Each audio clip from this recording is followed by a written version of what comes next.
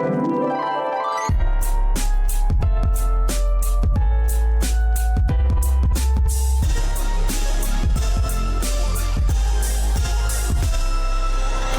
to You're Making It Worse. I'm Elliot Glazer. I'm Brent Sullivan. And I'm H. Alan Scott. We're here. We're queer. Meh.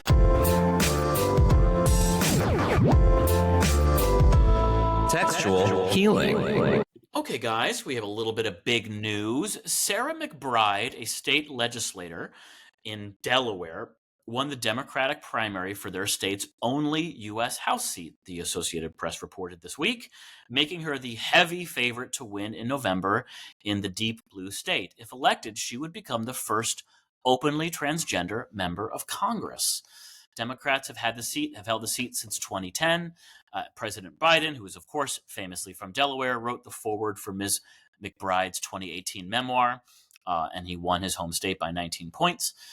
In an interview, Ms. McBride said she hoped to be a voice for LGBTQ rights in Congress, where the Equality Act, which would amend existing federal anti-discrimination laws to make gender identity and sexual orientation protected classes, has stalled since 2019. She said, "It's difficult to hate someone whose story you know," which I think is such a really, important and poignant point. She continued, "And when we are proximate to one another, whether it's across gender or across race or the partisan divide, it can help bring down the temperature in our politics, because we realize that people who are impacted by these issues are real people and that we see their humanity." So that's so interesting. Such a great quote. Yeah. This has happened before. We covered I believe it was Danica Roem was the first elected trans official, I believe in Virginia in the state house. I believe it was, and that was only 6 years ago or so. And so, Delaware is a strongly blue state. The Republican they elected actually that was in office was there for many years. Finally ran for Senate in 2010, but that Republican was very moderate. So I think she's in a pretty good place to win. So that's actually a really cool thing. Also, a cool thing for a really boring state. No offense, Delaware, but Delaware is so. I spent time in Delaware. Oh, nothing going on in Delaware. Did you go to the beach? I don't do the beach. Oh, the boardwalk in Delaware is, or the Jersey. Rehoboth, right? Yeah, Rehoboth. Yeah, Rehoboth. You wanted to have your birthday there, didn't you, Elliot? Sorry, Alan. I thought about with my family. Oh, okay. All right. Yeah. I guess we're not invited. Go ahead, Alan. I've been to Rehoboth. I've done the things. I've done the place in the States. One of my very good friends graduated from college and from the University of Delaware. So I've done the Delaware thing, and boring. But it also is one of those what? What's so funny?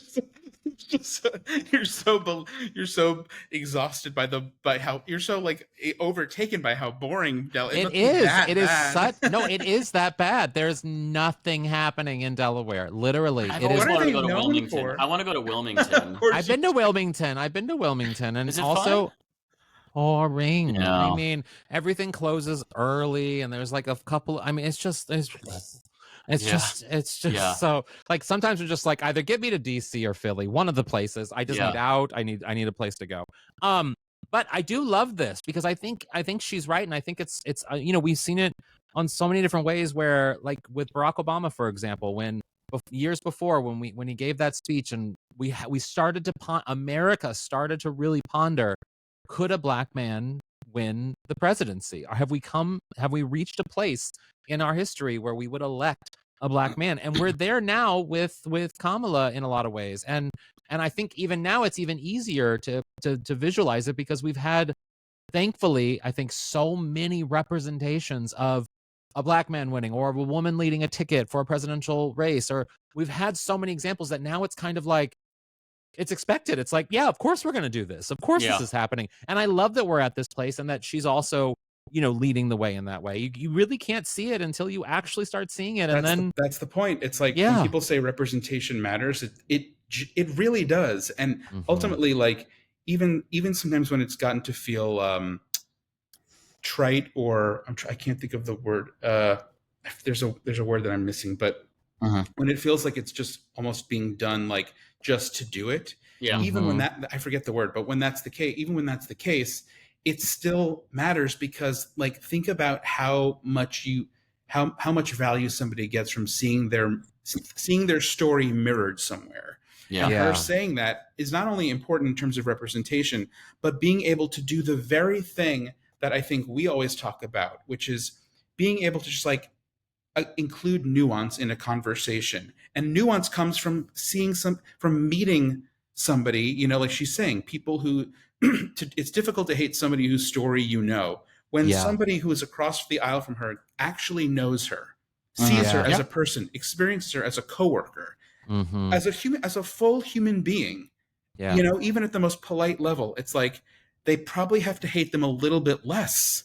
I think she uses the operative term here is turns down the temperature. Yes. And because I certainly think, you know, not to be a pessimist, I would be very surprised if Republicans don't stick to an anti-trans platform for a little while to come. Sure. That said, I think it is important, and it is important to bridge those divides, and perhaps that helps, you know, some Republicans ratchet down the rhetoric when it comes to anti-trans, because you can have a shitty voting stance on trans rights that I don't agree with, but you can also ratchet down the temperature, and you can tell your, you know, the citizens of your district that, hey, you know, I don't support trans rights, but I also see trans people as people, and that's how we should be viewing them and treating them.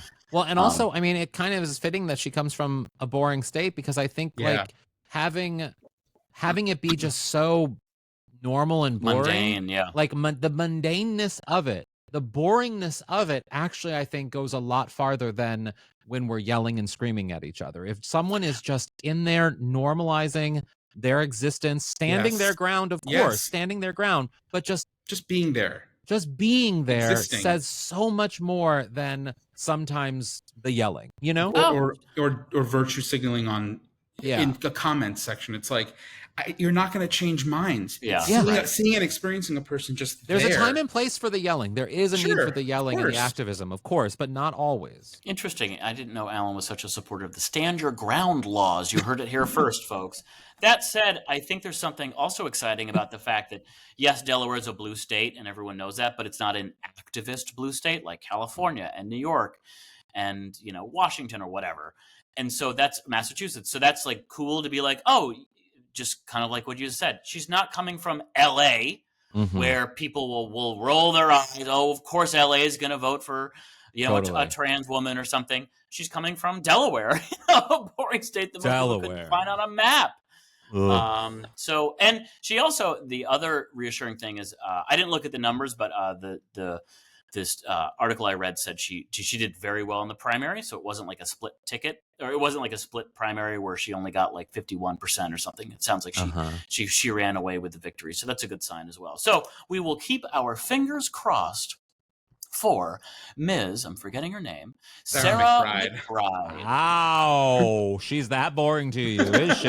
Hey, you're the one who supports Stand Your Ground. Hey, don't turn it back. Now my callback was better. Brown. Not even joking. So we are joined by a very, very funny person today, a very funny person, but also one of the people who was at the very beginning of me ever doing anything funny in this business. My old improv teacher, although he is not old, I'm sure we are the same age, and we both look youthful and sprightly. Chris Grace. Hello, Chris. Hey, Chris. Hello. Thanks for having me. I don't look youthful because I'm currently on a veil for an AT&T commercial where they said I couldn't shave for like a week, and now like all this like gray is coming in. So wow. I mean, but you still, you know, you look hot. You have your thing going on. So like, I'm wearing overalls to counteract it. Yeah. And wait, how did the commercial edition go? What's the theme for the AT&T commercial? It was like, do you ever send in a self tape where you're like, I hope I don't get this? Of course, then that's when you get a call back. Right. Yeah, of course. Well, how are you doing? Like, how are things? I mean, you're so busy these days. I keep seeing you popping up in various things. How are you doing? I'm doing pretty good. I just got back to LA from the UK where I did Edinburgh Fringe, and I did like a 9-day little stint in London as well. And so now I'm like jet lagged. I'm like, I think I'm just about over it. And the show you performed there is called Chris Grace as Scarlett Johansson, right? Yes. I mean, that was last year's Edinburgh Fringe show, but I did bring it back for 5 shows this year. And then I have a new show called Sardines that I did this year. So I was sort of doing both of those, and I was doing an improv show called Baby Wants Candy, and I was doing all sorts of things. Wait, tell us about Sardines. What's the concept of that show? So Sardines is a comedy about 5 people in my life that died from 2013 to 2017. So that's my mom, dad, my brother, sister, and my partner. And so it's just a laugh riot from beginning to end. Oh my god, that's crushing! I'm so sorry. Yeah. I mean, that's how do you like? I mean, I feel like I had that with when I was doing stand up after chemo, like that dance between, focusing on the funny, of course, because that's like what we always do, like trying to find the little nuggets of humor and everything, but also like being very comfortable in the serious. Like how do you navigate? How do you personally navigate that? I don't. It's a miserable show from start to end. No, what happened with actually both my shows, with the Scarlet Show too, was like I started them and they were not very funny, and I just did them for like 7 months and naturally just like added jokes in. And I was thinking about today actually, like there's jokes in the show that I think are very solid. Like you can't deny there's some really good solid jokes in the show. But they're not jokes that I like really could have like written in like a stand-up way, that I couldn't pull out old Judy Carter's book and be like, what makes me angry? What makes me scared, right. Yeah, right, totally. Like there's a thing I was thinking about today because I have to go in 2 weeks to Austin to this arts festival, and where I did like the first work in progress of Sardines, and they want me to do a little snippet of the show. And I thought, it'd be fun if I talk about how, because they saw the first work in progress in April and it was not very funny. And so I want to do a little like 10 minutes of like, here's how it started and here's how it is now. And one of the things that I like in the show now is there's a chunk where I talk about how like, a lot of these shows about death are very much about like, you should learn and you should live in the moment and be grateful and all that stuff. But that sometimes it's actually hard. There's like negative things about people that are in real life, things that are hard to include in a show like that.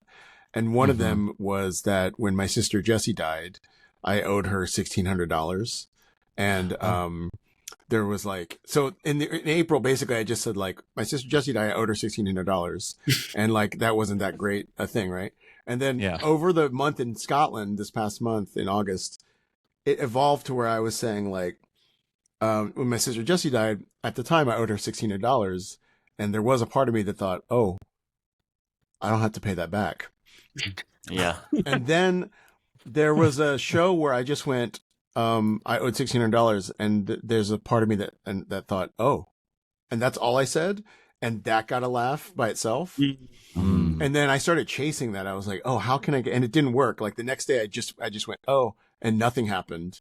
And so like, it became this thing where I was like, how do I construct this little microsecond so that I get the laugh without saying the rest of the line? And so like, I figured something out that's like kind of a physical thing. Cause now I just go like, when my sister Jessie died, I owed her $16. And there was a part of me that thought, okay. And I just kind of like awkwardly walk away from the moment, and like that communicates it. And I was a thing where I was like, I only got that from like doing the show like on its feet for like 4 months. And I couldn't have written that. I don't know how I would have like sat down as a stand-up and like written that joke. Yeah, you have to physically do it. Yeah. Let me ask you a question. Like when because this is something that I had noticed, because I've always been very self-deprecating, and sometimes I felt like the younger audiences don't understand self-deprecation like audiences my age do. And it was frustrating to sometimes go on stage and talk about vulnerabilities in your own life that you are comfortable and confident enough to talk about on stage, but that you would sometimes still get responses from the crowd, and it would drive me crazy because it's like shut the fuck up. I'm more confident than you. I'm on stage for a reason. Just fucking go with it, guys. But thank you for coming, audience. Don't leave. do you find that for a show that's so personal and deals with so much loss over a 5-year period in your life, do you sometimes find yourself frustrated with how people respond to it? Do they respond too seriously? You know, what's been your interplay with the audience like that? That is definitely a thing. Like I've noticed that's a thing where if you play their audiences these days, as opposed to when we were coming up, they're much more likely to go, "Aw," like in a way where they want to like hug you. And there's a part of you that's like, I don't want to be hugged. But I think it always gives you an opportunity to like cut the legs out from them as well. So I don't know. I think also we come from I think we come from a tradition of gay performers where they were like cutthroat, like they were willing to be nasty and sarcastic and cynical, probably as like a defense mechanism, right? And maybe younger generations, certainly I think younger generations have a different experience of like coming out and maybe don't have the same thorniness that we do. And I feel like that might only live in like drag culture now. But like, interesting. There's a lot of like affirmation going on in like mainstream gay culture. And I think people like Larry Kramer would be like, fuck that. Yes. You know? Yeah. Yes. I mean, John Waters is like that. People, there are still people who are like, wait, what? Yeah. There's a kumbaya. There's like, I said this, I think recently on something. They were talking about like Drag Race not winning the Emmy for whatever this year. And it's like people being like, well, I think it could because it's the heart. It's the heart. And I'm like, and literally I found myself in the interview being like, I'm fucking over kumbaya. I just need someone to say a real opinion, and it's okay if no one else agrees. Like, no more kumbaya. Let people just say whatever they're feeling. And guess what? It might hurt your feelings a little bit. Yeah. And that's okay. Or it might disrupt whatever thing that you have in your mind about how something should be. And that's a good thing, I think. It's a good thing to, I think, jar people into feeling something maybe that they haven't felt before, you know? Yeah, and that's why I want to talk about where the vaccine what it really did to people. Yeah, definitely. Well, so you're kind of all over the place in terms of like even the places you do comedy. I mean, obviously I met you in New York but you're based here in Los Angeles, right? Yeah. I'm mostly based here in Los Angeles, and then I'm just connected to this like Edinburgh fringe culture where I go a lot and do shows there. But yeah, all over the place is a good way to describe my career, which has made it very hard for me to find representation at times. I'm sure. I made the mistake recently. I met with a manager to pay, like, for maybe she was going to represent me, and she was like, "Oh yeah, have you ever thought about like writing for television?" And I was just honest. I was like, I think I could. I don't think it would be the best use of my talents, and like I don't, like, given the fact that I'm older and I don't have that much time left, I'm like, how much do I want to like go week to week in service of someone else's comic vision, you know? And she was just like, oh, because that's where most of our clients make a lot of money. And I was like, oh yeah, I probably shouldn't have said that. I mean, how does that's another thing that I think we don't talk a lot about, at least, I mean, in general, but in terms of like getting older in entertainment, but also being queer, and like that even though that is like the youthfulness of it, because you see the gay scene now, the gay comics coming up now, and they're great, and there's so many and they're getting so many amazing opportunities, and they're doing so much. But there's also a part of me that, since I am like of a little bit older generation than like one generation removed from them, that I'm also kind of like, I didn't fucking get that. I didn't have that access. I wasn't applauded for whatever XYZ. Like, I didn't have any of those things. So like, do you ever feel bitter like I do? I feel bitter about a lot of things. Also I feel bitter about gay white people as well. Yes. But I mean, aging in gay culture is great. We all know that. Everybody is valued, you know, as they get older. I actually, I do mention this in stand up, but like I had a friend of mine who is gay, and we had lunch, and he was like, I think it's so great for me to have these lunches with, my elders in the gay community. And I was Oh, like, I wow. was like, can I flip this? This table is attached to the floor. I can't flip it over. Holy shit. That's insane. Yeah. I can't even imagine saying that to Oh my somebody. God, me either. No. He meant it sincerely too. He was like, I mean, because I think I don't know, we probably had that. Like, I just don't think I would ever say it to one of, like, we all have mentors coming up. But... I was going to say, I think I've used the word mentor before in that circumstance, but certainly not elder. Yeah. Yeah. I think senior friend. I think he meant it as a term of respect, but it was not received that way.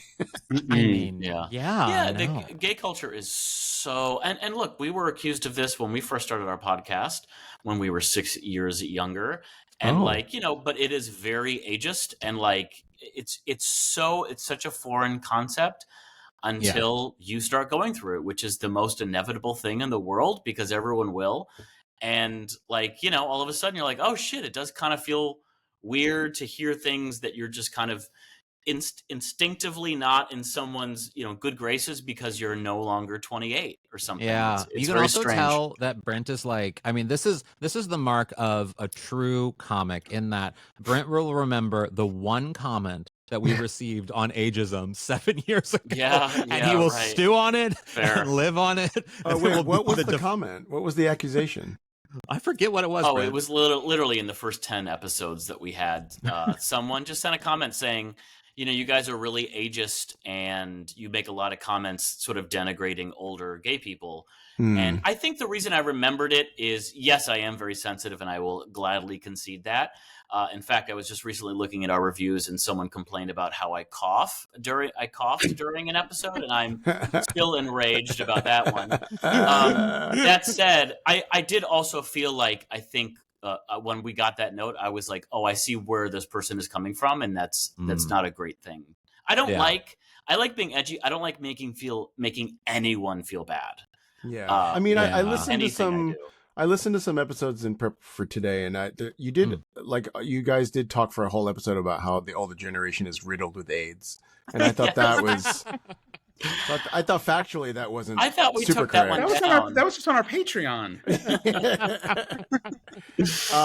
But yeah, Alan, to your question, I don't know, because there is it's funny when you see I feel this way when I see younger Asian comics too, where there's a guy named Jin Hao Lee in the UK who's genuinely like really funny, hilarious. Yeah. But when he's like 22 and got nominated for the Newcomer Award at the Fringe, and there was a part of me that was just like, who the fuck is this? Like, and then I saw the show, and his show was great. And then he was like very friendly to me. I mean, it's so funny because I have these like very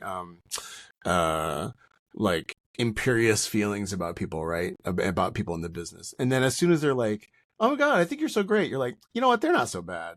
Yeah, they're so great. Yeah. But so actually, it makes me relate to sometimes when people are like the stuff around college loan forgiveness, where you've paid your college loan and then someone gets it for free. There is a part of me that's like feels that way about young gay people. Explain that. Just something about like that jealousy of like, I worked so hard to pay off my student loan, and then you just got it forgiven for nothing. That maps to the way I feel about like young gay performers sometimes. Yes. And I feel that it's not correct to feel that way. Like it's not a nice feeling to have, but it's a natural feeling. It's natural. It goes back to what you were saying before about sort of like just navigating material and sort of disrupting people's sensitivities. Is that like, if we just say the thing, I mean, yes, I think it's sort of like the conversation around certain older stand-up comics who are famous, who get very angry about not being able to say XYZ anymore because they want to be racist or transphobic or whatever. And it's like, it's about like not being an asshole, like Brent said, but also like, but still saying the thing. Like, you can say whatever you want. You just don't have to be an asshole about evolving, but also airing your frustrations or grievances about stuff without making it an attack. Yeah. Without doing it at somebody's, like, at the benefit of somebody's feelings, I guess. Yeah. Because I think it behooves us all as comedians to like try to get, for example, like progress on like trans and non-binary things as far as we can, because I think that we all have some very specific people in our life that are trans and non-binary that we'd like to make fun of and complain about. And we're not allowed to right now. Like, I think we all have like specific people we'd like to attack. We don't want to attack the category. And I think that goes back to sort of like a little bit what Brent was saying too, like the very beginning of our podcast. Like, you know, the root of our podcast even is being like for us, for the three of us in our friendship, we always were like, I hate that whole sort of kumbaya, it gets better nature of like, just because you're gay, straight people should part the seas and let me walk through and have whatever I want and applaud me and whatever I do in my life. It's like, I want to get to a place where straight people can be like, well, that gay person is actually an asshole. Yeah. Like that person, not because they're gay, and not just because they're gay, because they're genuinely an asshole. Like that, and that's okay. Like it's there are gay assholes out here, and we can call them out. It's okay. Yeah, I think it also depends on the context of like who you're talking to, you know, because like I feel like if I'm hanging out with my trans masculine friends, I have plenty of people in that world that I'd like to complain about, right? But then if I hear like a straight person complain about one of those people, I'm like, hey, back off. Watch out. Watch it. You know, watch your mouth. It's actually funny you say this, because I remember overhearing a conversation several years ago between two comics. One comic went on stage and made fun of Caitlyn Jenner. Caitlyn Jenner is the woman who ran for governor in California, right? Yes. Yeah. I always forget. But he called her an asshole because she was running for... She is an asshole. Yeah, she's an asshole. She's running for governor. She's had like a weirdly sort of anti-trans platform. She's awful.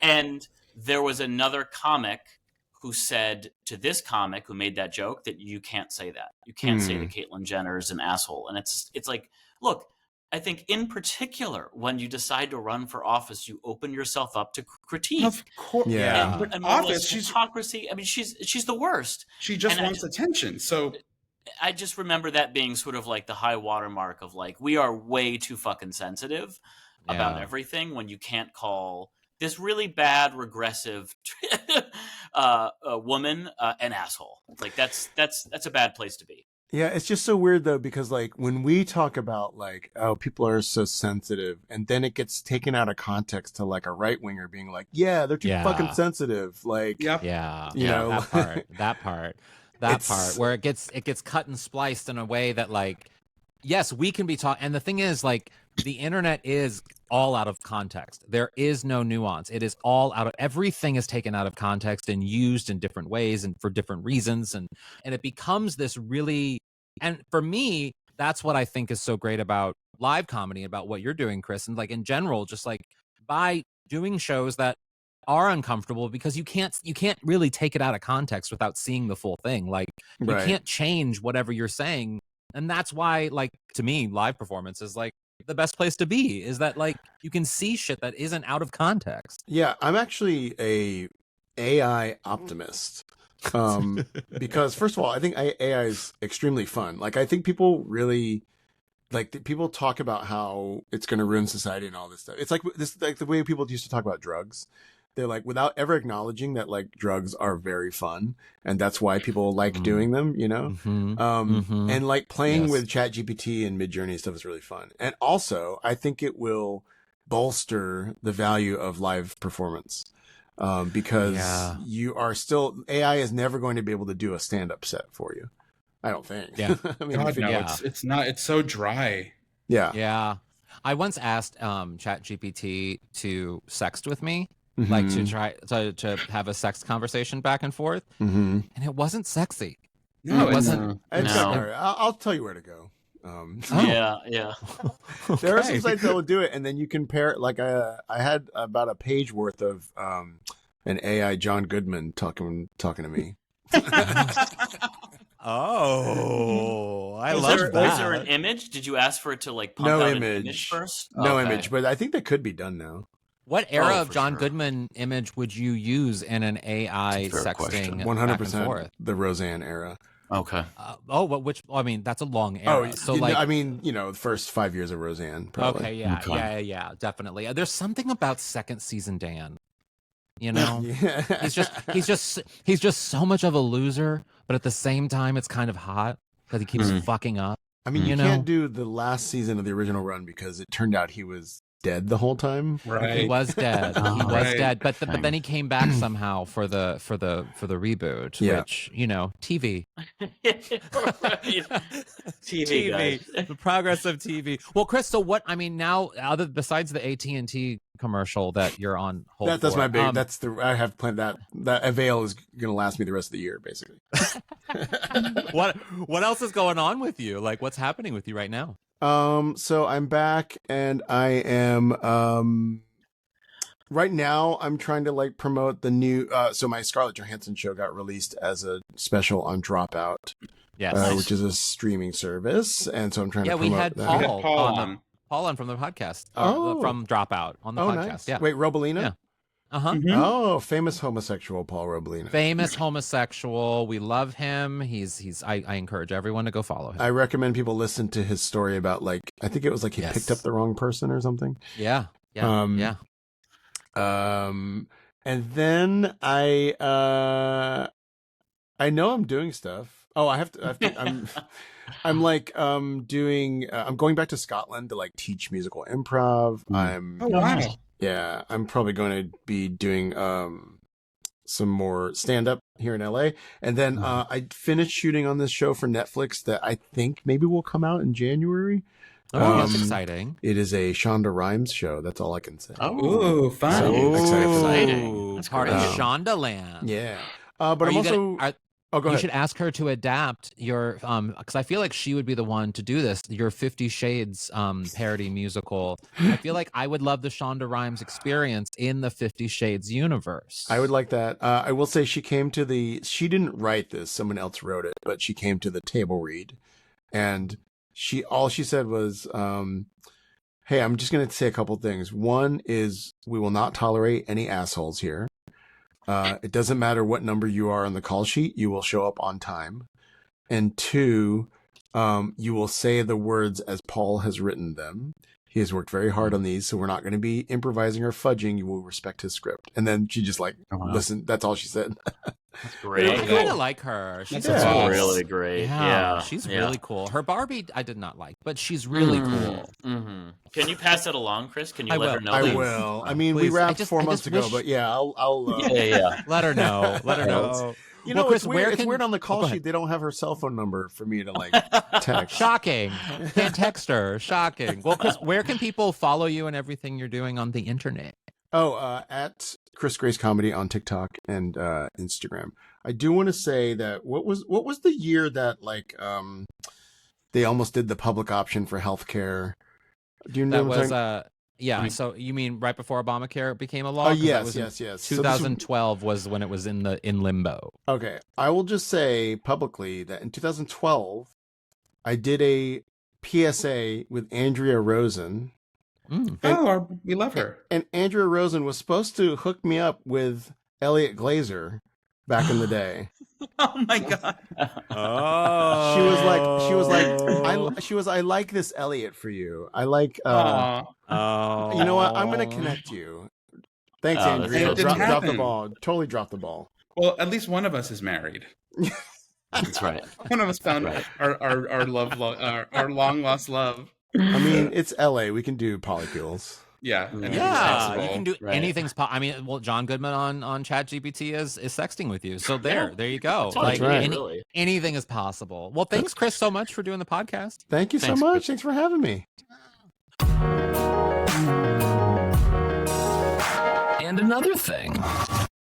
So, in the age of politics, I personally have thought it's a foregone conclusion when celebrities weigh in on who you should vote for. I think it's I think it has no effect whatsoever. I think it turns people off immediately. Yeah. That being said, Taylor Swift co-signing on the Harris Waltz ticket mere minutes after the debate was a brilliant move that has been treated with the same amount of news coverage, I would say, as the debates themselves. Yeah. And I was wondering if you guys think that there's an exception to the rule when it comes to somebody like Taylor Swift's endorsement.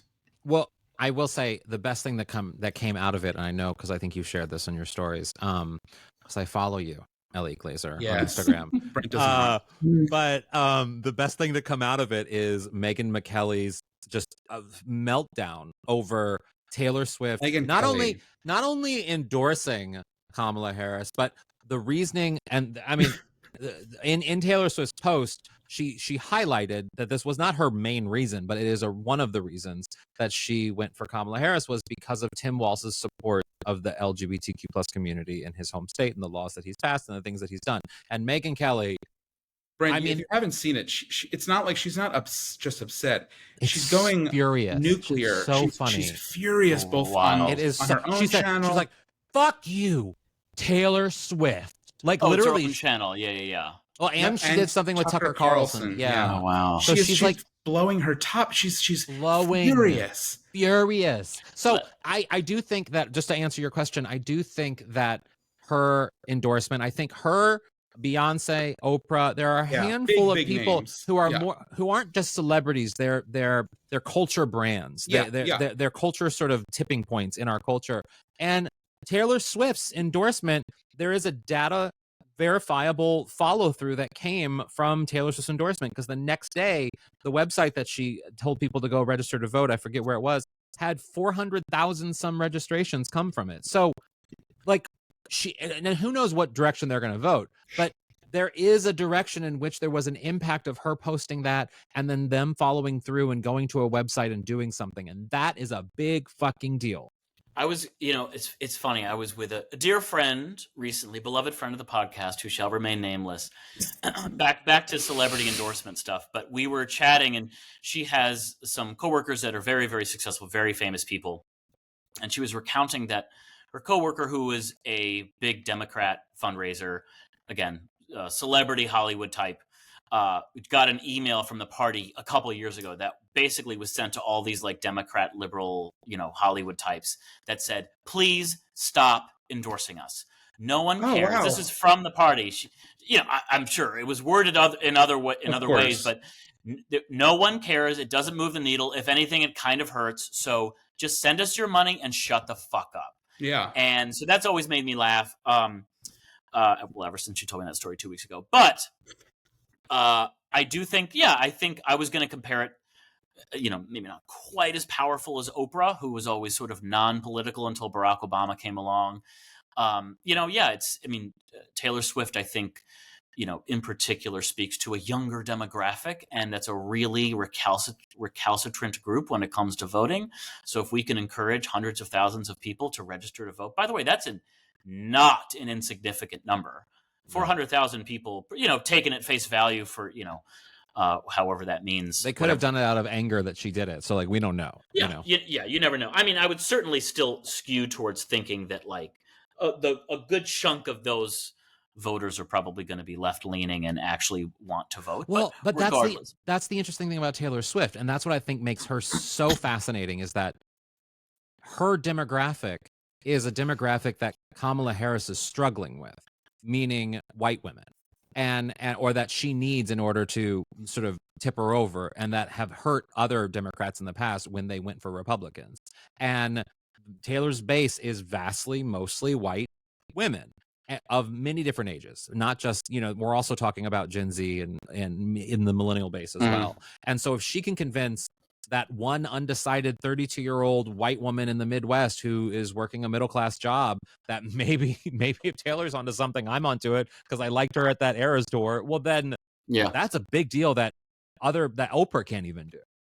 Yeah, for sure. So I definitely remain, hopeful. And, I do think, Taylor Swift, she just transcends boundaries these days. It's really remarkable how, like, it's pretty wild. I'm huge she's become, but she really wields power in a way that stuns me. But hey, if that helps, fantastic. Yeah, I just need more puns of her songs in relation to her endorsement. So, like, I need someone coming up being like, Trump, look what you made me do.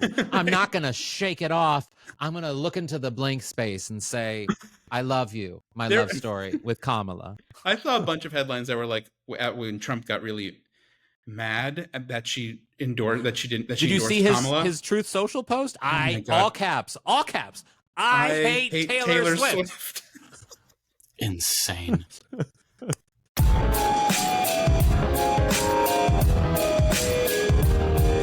What would your aunt say? Brent, what would your Aunt Ramona say about something she heard on today's show? I didn't listen. I didn't listen at all. I was too busy burning Taylor Swift's posters. My Aunt Joanne would say, yes, it's nice to know where Taylor Swift stands, but I'd like to know who Lainey Kazan is voting for. About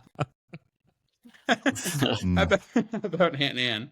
Aunt Ann would say, I support Taylor Swift, and just like her, I'm a natural blonde. Yeah. She's natural blonde. I don't know if she is, but Aunt Ann's not. Oh, sure. Right. Well, let me just add, if you're still listening to this by the end and you're in Los Angeles, I have a show at the Dynasty Typewriter on Monday. Oh, no, this will come out after that. You got to do this at the beginning. Yeah. No, it isn't. No, it's coming out this week. And you got to do it.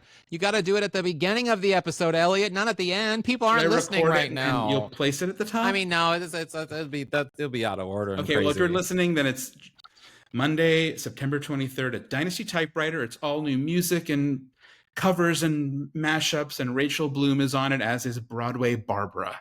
Yeah, and Elliot is too much of a pussy to have me sing on stage. Too much of a fucking pussy. Where would I have you sing? On a stage with a microphone.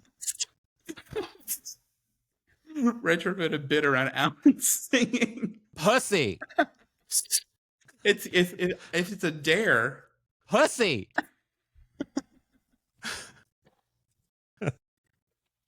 Okay, that's good. I'm afraid to have Alan come on and sing. Fucking pussy.